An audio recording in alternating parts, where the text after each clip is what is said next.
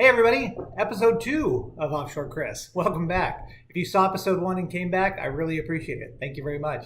If you didn't see episode 1, I'll put a link down below. It was we were looking at an Offshore 76 Argonauta that we just listed. Absolutely stunning, worth taking a look at. So I'll put a link down below for you. This week I want to talk about a new listing that I hinted a little bit about it last week, but a new listing. It's the Offshore 64 Voyager just in time. Absolutely beautiful boat. Again, I'm very fortunate. I've had 2 phenomenal listings in the last few weeks, but this one is here in Newport Beach. And if you're not familiar with the Voyager series, it's really a culmination of all of our history, 30 years of design knowledge, along with what the owners were telling us, what they really wanted. It was folks that had, the 54 and the 62, and they were at the rendezvous and they'd say, we love your big boats, the 76, the 80, the 90, the big, huge boats. But we don't need crew. We want to continue doing what we're doing, just a couple cruiser, but we want a little bit more space. So we came up with the 64. It has the best of the 76s and the 80s and the 90s. It has a full beam master with his and her head. Each stateroom has their own head and shower, full walk-in engine room. But it kept a lot of the features they really love, the full walk-around decks, but we did add your Portuguese bridge. The full beam flybridge, so you have tons of entertaining. And then again, like on this boat, the enormous cockpit for fishing or entertaining. This particular boat has some great features in it that aren't on some of the other ones. One, it has a gyro ball. They put it in last year, the Seakeeper gyro stabilization system. I was lucky enough to go to Catalina on this boat last year for the rendezvous. The owner invited me along, and we got to spend the afternoon and evening on the boat. If you've ever been to Avalon and sat at the mooring, eventually a flyer is going to come in. One of the big ferry boats is going to come in, and there's going to be wake, and it's going to roll everybody. Everybody rolls a little bit.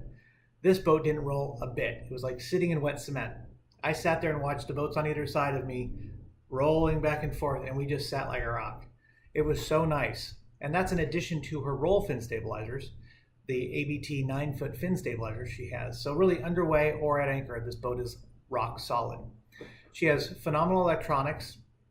The boat originally started here on the West Coast. The first owner, this is the second owner, the first owner took her from San Diego through the Panama Canal and to the East Coast. So she is a Great Loop alumni. That owner then decided he wanted more space and moved to an Offshore 87. Lucky us. So this owner that currently owns it, who was a 2-time 62 owner, now owns the 64. So we have a lot of move up, which is always a good sign for a company. So the boat itself, I should get back to the boat. I'm talking about the company now. Is absolutely stunning. She shows very well. It's a little bit more of a modern interior, which I like. It's very traditional in some areas, but modern as well. It has a day head in the salon. It has pop-up TV, HD television, satellite TV, satellite phone, Fruno electronics. It goes on and on. The list is extensive on the boat. So really worth taking a look at. She will be in the Newport Beach Boat Show in 3 weeks, but if you want to get a preview, please message me at OffshoreChris on Twitter, or you can email me at OffshoreWest, or you can comment on this video and I'll get that as well. The other thing I like to do on these videos, which I talk about sometimes, last time we did a toy, we did the Fleur and played with that for a while, the handheld Fleur. This week I wanted to note something that I saw on a boat the other day. The halogen lighting that you normally see on boats. Everybody's got these in their boats. If you're, mid-90s to late 2000s, everybody's got the halogen lighting.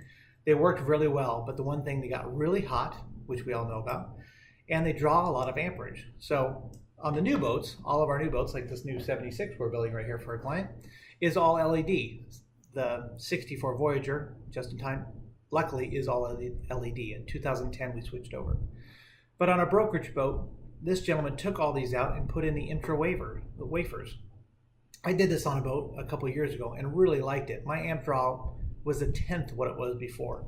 If I had every light on the boat with my 8 kW generator, I was burning about 28 amps just in lighting. So then you click on something else, you get to 50 amps really fast.